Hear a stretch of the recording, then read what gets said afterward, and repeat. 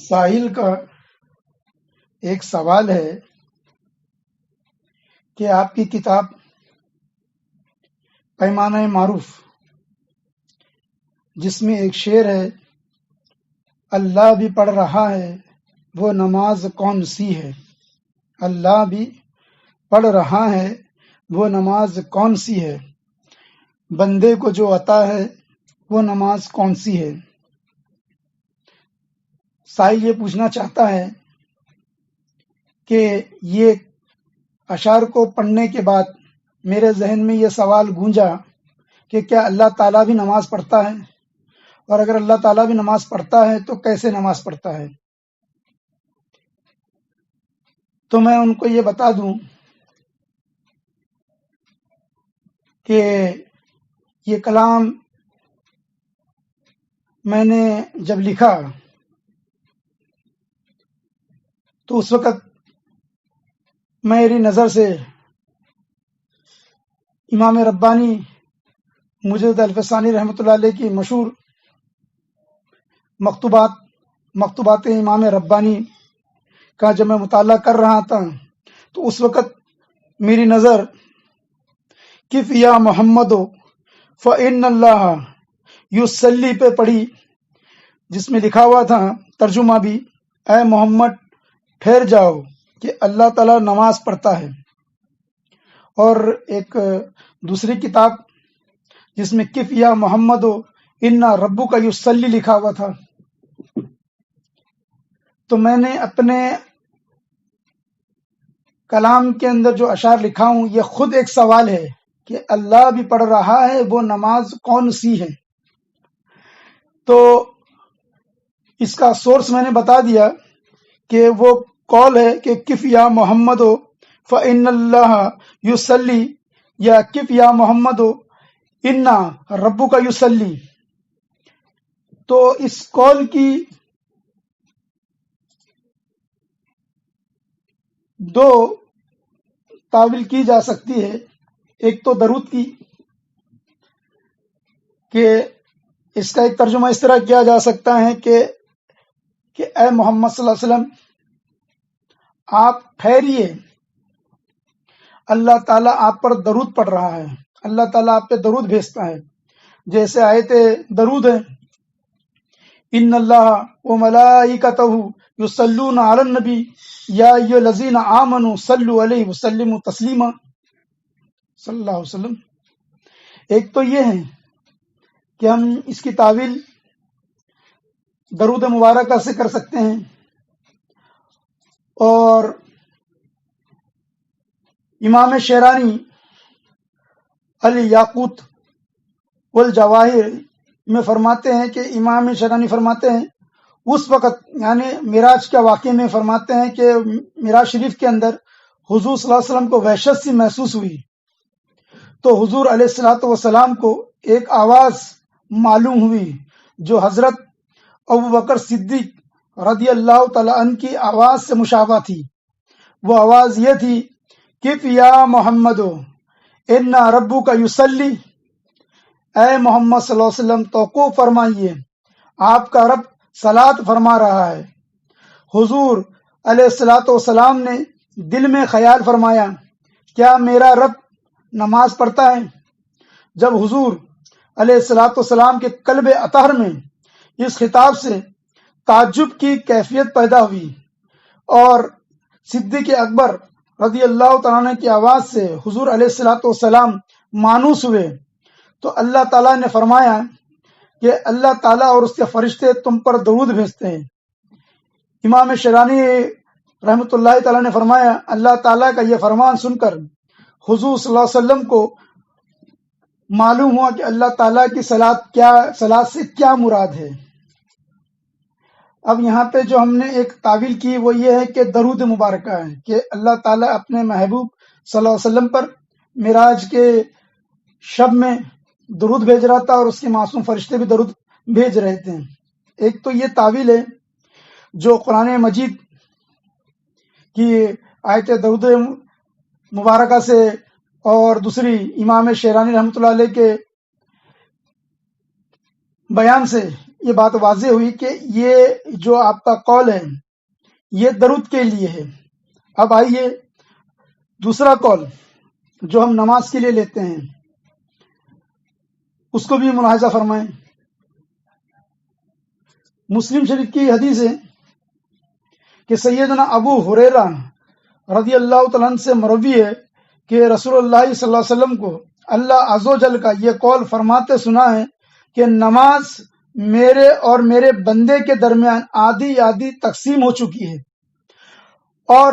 میرا بندہ جو سوال کرتا ہے وہ پورا کیا جاتا ہے۔ جب کوئی شخص الحمدللہ رب العالمین کہتا ہے تو اللہ عز و جل فرماتا ہے میرے بندے نے میری تعریف کی، اور نمازی جب الرحمن الرحیم کہتا ہے تو اللہ تعالیٰ فرماتا ہے کہ میرا بندہ نے میری توصیف کی، اور نمازی جب مالک یوم الدین کہتا ہے تو اللہ عز و جل فرماتا ہے میرے بندے نے میری بزرگی بیان کی، اور یوں بھی کہتا ہے کہ میرے بندے نے اپنے سب کام میرے سپرد کر دیے ہیں۔ اور نمازی جب ایاک نعبد و ایاک نستعین پڑھتا ہے تو اللہ عز و جل فرماتا ہے کہ یہ میرے اور میرے بندے کا درمیانی معاملہ ہے، میرا بندہ جو سوال کرے گا وہ اس کو ملے گا۔ پھر جب نمازی اپنی نماز میں اہدنا الصراط المستقیم صراط الذین انعمت علیہم غیر المغضوب علیہم ولا الضالین پڑھتا ہے تو اللہ تعالیٰ جواب دیتا ہے کہ یہ سب میرے اس بندے کے لیے ہیں، اور جو کچھ طلب کرے گا وہ اسے دیا جائے گا۔ یہ حدیث مبارکہ مسلم شریف، سنن ابو داود، سنن نسائی، سنن ابن ماجہ اور مسند امام احمد اور ترمذی شریف کے اندر بھی موجود ہے، جس کا حوالہ جو ہے آپ کو ویڈیو میں مل جائے گا۔ اب آئیے وہ اصل بات، اس کے پورا خلاصہ جو ابھی اصل جو لب لباب کھلے گا وہ امام ربانی مجدد الفسانی رحمۃ اللہ علیہ کی مکتوبات امام ربانی سے ہیں، جس میں آپ فرماتے ہیں اور اس مرتبہ مقدسہ کے اوپر ایک اور نہایت بلند مرتبہ ہے جو کہ نماز کی حقیقت ہے کہ عالم شہادت میں اس کی صورت نمازیان ارباب نہایت سے قائم ہیں۔ ہو سکتا ہے کہ اسی نماز کی حقیقت کی طرف اشارہ کیا گیا ہو، وہ جو قصہ معراج میں آیا ہے کہ کف یا محمد فإن اللہ یصلی، اے محمد ٹھہر جا، اللہ تعالیٰ نماز پڑھتا ہے۔ ہاں وہ عبادت دو جو تجرد وہ تنزہ کے مقام مرتبہ کے لائق ہے، وہ مراتب وجود سے صادر ہوتی ہے اور قدام کے طریقوں سے ظاہر ہوتی ہے۔ پس وہ عبادت جو اللہ تعالیٰ کی جانب کے لائق ہے وہ مراتب وجوب سے صادر ہوتی ہے، نہ کسی اور سے، تو وہی عابد ہوتا ہے، وہی معبود۔ اور اس مرتبہ مقدسہ میں کمالات وسط اور بے چو امتیاز ہے کہ اگر حقیقت کعبہ ہے تو اس کا جز ہے، اور حقیقت قرآن ہے تو بھی اس کا بعض ہے۔ اس لیے نماز عبادت کے مراتب کے تمام کمالات کی جامع ہے اور درک بنسبت اصل الاصل کے ثابت ہے، کیونکہ محض معبودیت اسی کے لیے ثابت ہے، اور نماز کی حقیقت جو کہ تمام عبادت کی جامع ہے، اس مرتبے میں وہ اپنے سے اوپر کے مرتبہ مقدسہ کے لیے عبادت ہے کہ معبودیت کا استحقاق صرف اسی اوپر کے مرتبے کے لیے ثابت ہے جو کہ کل کا اصل اور تمام کی جائے پناہ ہے۔ اس مقام میں وسط بھی کوتاہی کرتی ہے اور امتیاز بھی راہ میں رہ جاتا ہے، اگرچہ وہ بے چونگ و چگون ہوتا ہے۔ کامل انبیاء اور اکابر اولیاء علیہ الصلوۃ و تسلیمات کے اقدام کی انتہا حقیقت نماز کے مقام کی نہایت تک ہے، جو عابدوں کی عبادات کا آخری مرتبہ ہے، اور اس سے اوپر خالص معبودیت کا مقام ہے کہ اس دولت کو کسی طرح سے شرکت نہیں ہے تاکہ وہ اس سے بلند تر